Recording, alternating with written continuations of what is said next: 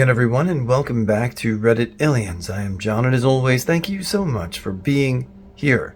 An all-too-real topic. Let's discuss.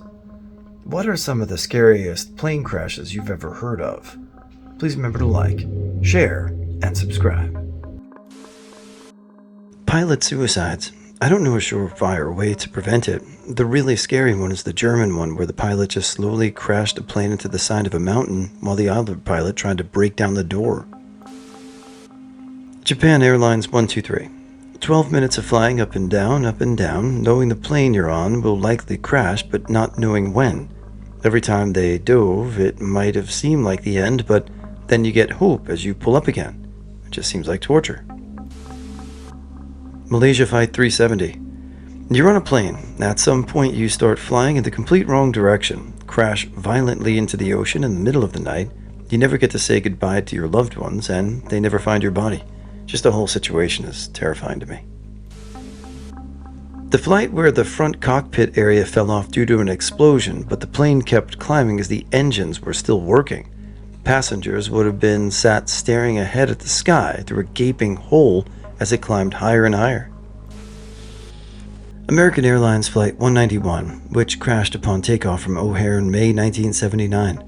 I was a little kid growing up in Chicago, over 15 miles from O'Hare, and we could see the smoke all the way from my house. For some reason, that crash has haunted me my whole life.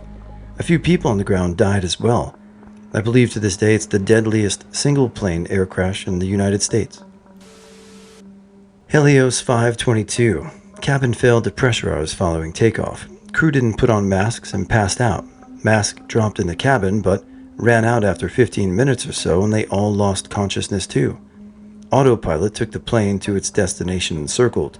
Greek Air Force fighters went up when the plane stopped responding and did a visual inspection. There's just something so unnerving about a silent aircraft with everyone just out from hypoxia. Must have been a chilling sight for the fighter pilots. One crew member had managed to get an O2 tank and got into the left seat and signaled his intent to land to the fighters. Before he could do much, though, fuel starvation caused the engines to flame out, inducing an unrecoverable roll, and the plane crashed, killing all aboard. All happened because a mechanic left the pressurization system in manual instead of auto. Alaska Air Flight 261. The plane was effing upside down for a period, and even before that, in an almost vertical nosedive for over a minute. Everybody on that plane knew they were going to die, and that fear lasted minutes while crew tried to regain control. On January 25, 1966, test pilot Bill Weaver and recon navigation specialist Jim Swayer were flying in the SR71 Blackbird and executing a turn at 3,800 kph or 2,400 miles per hour when the plane experienced an engine failure, turned sideways in the Mach 3.2 wind, and disintegrated around them at 78,000 feet. Bill passed out from the G-forces, and when he woke, he was still strapped to his seat, and he was falling. However, his visor was iced over, so he had no idea how far he had fallen yet. All he knew is that he had survived, and that he was falling vertically, which meant his small stabilizing chute had deployed. He was about to remove his visor to see how far up he was when his main chute deployed automatically. He landed in a farm. Jim Swayer, unfortunately, did not survive. I can hardly imagine the sheer terror of watching the plane you're flying come apart around you while you're going faster than a rifle bullet at the edge of space. ValueJet 592, I think 1996, mislabeled as empty oxygen canisters catching fire on the runway, burning through into the passenger compartment and destroying flight controls. I don't think it was in the air longer than 10 minutes. My candidate would be a description from a memoir I read a few years ago. I think the book was Crazy for the Storm by Norman Alstead. As an 11-year-old, Alstead is flying in a small plane with his father, the pilot, and his father's girlfriend. As he's speaking with his father, he glances past him, then through the plane's window, where he sees treetops flying by. He's briefly puzzled. Seconds later, not surprisingly, the plane crashes into the side of a mountain, and both his father and the pilot are killed instantly. The girlfriend is badly injured, and Norman must descend the mountain alone to find rescue. The idea of flying and suddenly seeing treetops out of the windows gives me a real chill.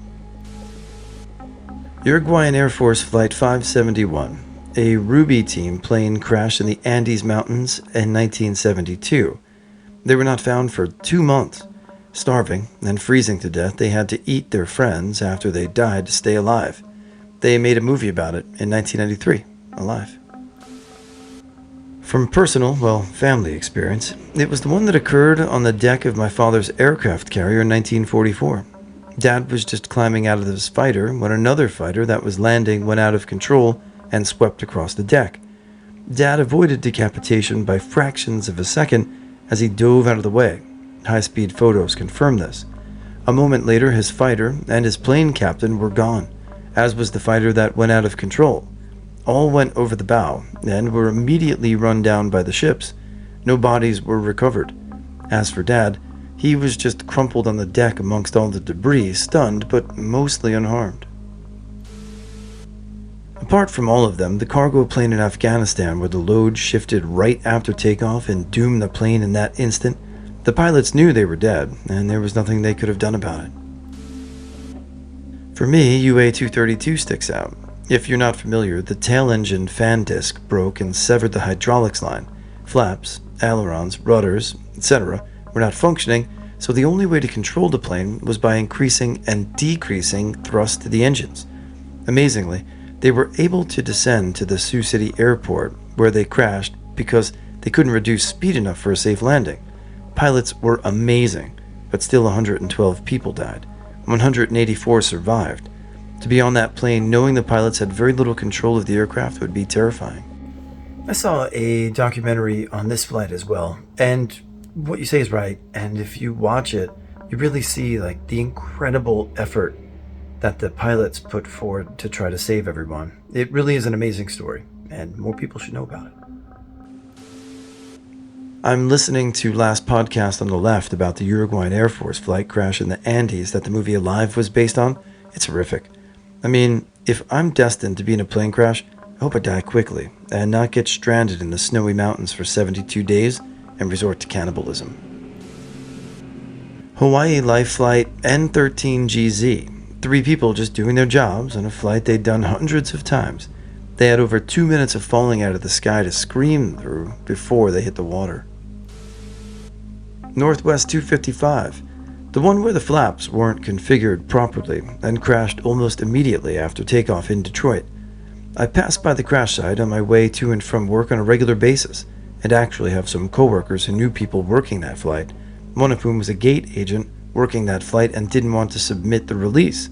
Otherwise, the idea of something like AF447 or MH370 sends chills down my spine. It's simply the closure, or lack thereof rather, of your plane going down over the ocean at night and your family never knowing what exactly happened. Air Asia Flight 8501, where there was a harmless fault with the plane but the alarm made an annoying noise, so the captain decided to unplug the sensor. This temporarily took the autopilot off. The co-pilot freaked out and forgot all his training and didn't realize all he had to do was put the autopilot back on. Instead, he mistakenly put the plane in a nosedive during a panic, and the panic only got worse.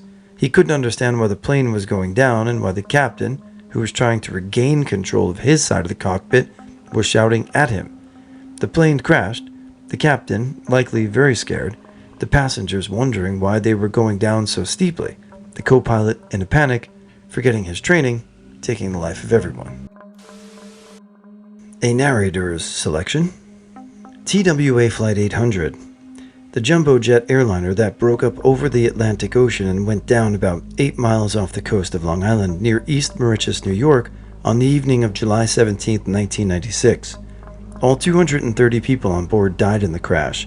A U.S. government inquiry determined that a mixture of fuel and air had ignited accidentally within a fuel tank, but some independent investigators maintained that the flight had fallen victim to a missile. The ill-fated Flight 800 was a scheduled overnight flight from New York City to Paris of a Boeing 747-131 airliner, registration number N93119.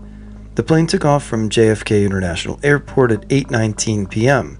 The cockpit voice recorder ceased to function 12 minutes later, just before the aircraft explosion occurred at an altitude of about 13,700 feet.